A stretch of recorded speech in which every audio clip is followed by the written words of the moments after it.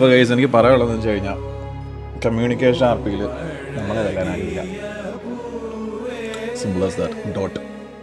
Communication ആർപ്പിയിൽ നമ്മളെ തൊടാൻ പോലും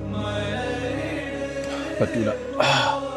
അത് ഭയങ്കര കോൺഫിഡൻസ് ആണ് ആക്ച്വലി. അതെന്ന് പറഞ്ഞു കഴിഞ്ഞാൽ അത് വർഷങ്ങളായിട്ടുള്ള തഴക്കവും പഴക്കത്തിൻ്റെയും സാധനമായിരിക്കും. ഒരു 50 കോടി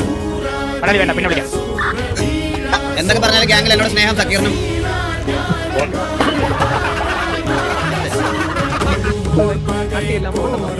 രണ്ടാമത്